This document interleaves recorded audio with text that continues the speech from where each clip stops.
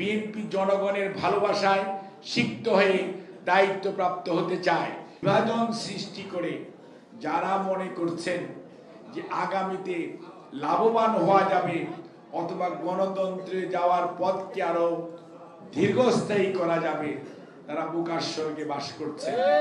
কারণ আপনাদের শেখা উচিত, অনেক বাহিনী তৈরি করা হয়েছিল, অনেক আপনার কি জানি বলে আপনার এখন বলি আমরা যে ধারা বর্ণনা রেডি করা হয়েছিল এবং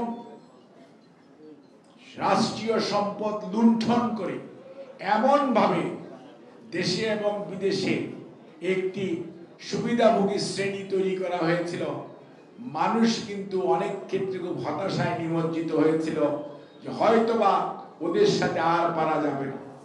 কিন্তু আল্লাহ তাআলা কিন্তু তার কোরআন শরীফে বলেছেন, আমি মানুষকে অবকাশ দেই নির্ধারিত সময় পর্যন্ত, নির্ধারিত সময়ের মধ্যে যদি ফেরত আসে খুবই ভালো, না আসলে উলট পালট করে দেই।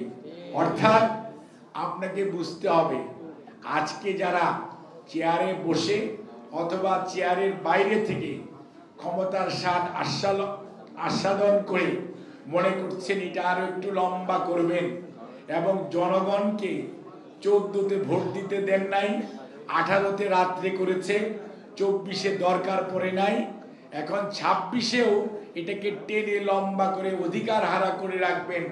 আমার মনে হয় সেই সুযোগ হয়তো ষড়যন্ত্র করতে পারেন, কিন্তু গণতন্ত্রকামী মানুষ আজকে বিএনপির ভারপ্রাপ্ত চেয়ারম্যান জনাব তারেক রহমানের নেতৃত্বে শুধু বিএনপি নয়, গণতন্ত্রকামী মানুষ ঐক্যবদ্ধ এবং দেশের মানুষের আশা এবং ভরসার স্থল গণতন্ত্রের মা দেশনেত্রী বেগম খালেদা জিয়া। উনিও যখন আজকে নির্বাচনে প্রতিদ্বন্দ্বিতা করার জন্য আলহামদুলিল্লাহ ওনার দল ওনাকে নমিনেট করেছে এবং ওনার আগ্রহ আছে, কাজেই সেই অবস্থায় দাঁড়িয়ে গণতন্ত্রকে প্রলম্বিত করার ষড়যন্ত্র এদেশের সাধারণ সংখ্যাগরিষ্ঠ মানুষ কোনো অবস্থাতেই গ্রহণ করবে না।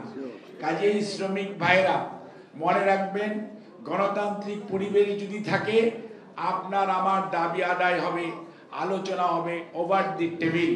আর যদি গণতন্ত্র না থাকে, গণতন্ত্র আপনাদের প্রতিনিধিত্ব সেটা যেভাবেই হোক যদি প্রতিষ্ঠিত না হয় এবং একটি গণতান্ত্রিক পরিবেশ নিশ্চিত না হয়, তাহলে আমাদের কেন আপনাদের কেন দেশের মানুষের আশা আকাঙ্ক্ষার প্রতিফলন ঘটবে না।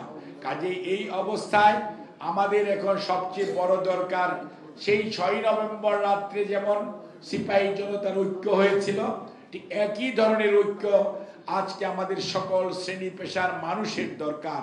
কারণ আমাদের যারা প্রতিপক্ষ তারা কেউ কেউ স্বাধীনতায় বিশ্বাস করতেন না, কেউ কেউ পিছন দিয়ে ক্ষমতায় যাওয়ার চেষ্টা করেছেন, কিন্তু আপনার দলের প্রতিষ্ঠাতা শহীদ জিয়াউর রহমান এবং মাননীয় চেয়ারপারসন দেশনেত্রী বেগম খালেদা জিয়া, ভারপ্রাপ্ত চেয়ারম্যান জনাব তারেক রহমান কোনো আপোষকামিতায় বিশ্বাস করেন না, কোনো ষড়যন্ত্রে বিশ্বাস করে না। বিএনপি জনগণের ভালোবাসায় সিক্ত হয়ে দায়িত্বপ্রাপ্ত হতে চায়।